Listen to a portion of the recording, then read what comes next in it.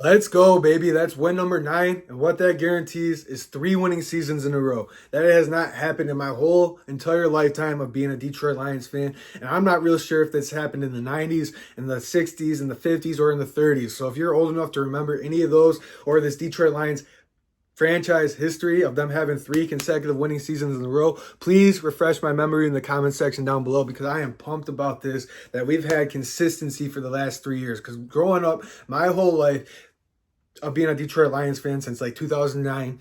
We'd have a good season, and then the following year we'd take a little dump, and then the next year we'd have a good season, and the following year. So I was like, all right, going into this season, we're gonna have a bad year, but now we have the consistency, and it's so awesome to finally just see this team rolling and being the best team in the league. Because there's a bunch of people that have a problem with the Detroit Lions being the best team in the league. There's a bunch of other teams, there's a bunch of other fans, there's a bunch of other people that have a problem with the Detroit Lions throttling teams. But like Carlton Davis said yesterday in his post-game interview, if you have a problem with the Detroit Lions blowing teams out, come in and play better football, because we're not going to change any week, regardless if you're good or bad. We're coming in to punch you in the mouth, and we're going to play our brand of football. And that's what I love about Dan Campbell, and that's where it goes back to my point to saying the way they're rolling right now, I know it's any given Sunday, and I know there's a possibility of losing every week, but the way Dan Campbell has trained this team to take it one game at a time, that's exactly what this team does. So regardless if your record's 2-8, or if you're 8-2, if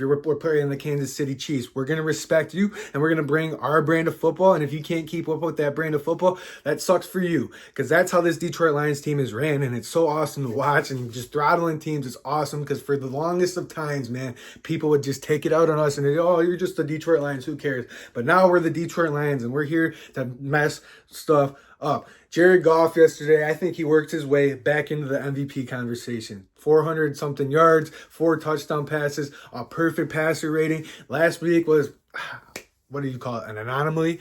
Was throwing 5 picks, 3 of them weren't his fault. So I think he worked his way back into the MVP conversation just because Lamar didn't show up yesterday against the Pittsburgh Steelers. I think the way Josh Allen won against the Kansas City Chiefs, he's probably the front runner right now, but it's probably going to go not Jalen Hurts, Josh Allen, Saquon, Jared Goff, Lamar, and Derrick Henry. That's probably the order right now. And I'd honestly put Jared Goff over Saquon just because I think Jared Goff means that much more to this Detroit Lions success than anybody else. But let's talk about the offense. Sonic and Knuckles again.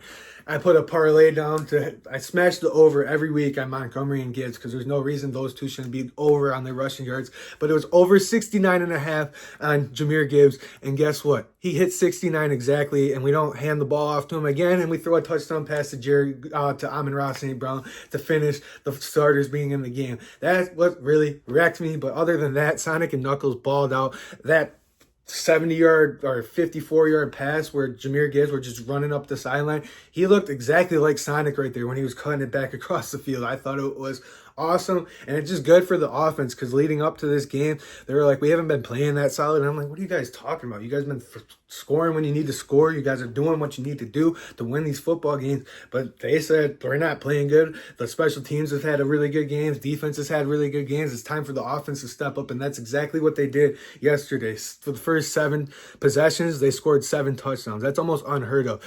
Amon-Ra was 11 catches for 160 something yards and 2 touchdowns. J-Mo 4 receptions and that long touchdown for 114 yards. The whole offense just looked elite yesterday, and there was like no slowing them down. It's not that I felt bad for Jacksonville, but I was like, did you guys not even show up? Did you guys not even get off the plane? Did you guys not want to stop the run? But they were hitting in that first quarter. Now let's flip it over to the defensive side of the ball.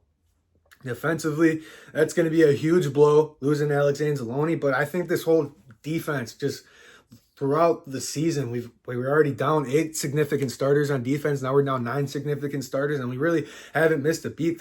It's a brotherhood. No one wants to let each other down on that defensive side of the ball. If you're not making a play, someone else is coming in here, and they're going to make the play. That's how it is, and that's what Zadarius Smith was saying on one of his interviews this week. He's like, what's the difference here in Detroit? He's like, We hold each other accountable. Practice is just as hard as the games. That's why this team is so elite. So when someone's not making a play, you better make a play because you're letting the man next to you down. And that's why this Detroit Lions team is so good. The brotherhood, the camaraderie is so strong that they're not trying to let anybody down. If they don't make that play, they got to step up the next play and make that play. Kirby Joseph, another pick. He's leading the league in picks. Brian Branch looked awesome yesterday. The defensive backs were flying around yesterday in that first quarter. Brian Branch had a big hit, and then you're like, Kirby Joseph's like, all right, the next 2 plays he comes in, gets a big hit. And then the next series or maybe the next play, Amik Robertson has a big hit. The boys were flying around yesterday, and it's awesome. And guess what about going back to my point being down 8 significant starters? Now you're going to have Emmanuel Mosley hopefully coming back. You're going to have Ifeatu Melifonwu hopefully coming back. And that almost like if Melifonwu comes back, you can almost move him up to the box and playing a little linebacker and have him Branch and Kirby Joseph back there playing safety. I don't know. That's just me thinking right here. But 52-6, another annihilation of a team. Let's keep it rolling. We got the Indianapolis Colts on Sunday. Not going to be easy, but it's going to be a fun football game, and I can't wait to see what happens, man. I love this Detroit Lions team. One pride. Signing out. Like the video. Comment down below what you guys think about the video. Subscribe to the channel. I really appreciate you guys for helping this channel grow, and I'll see you guys in the next one. Peace.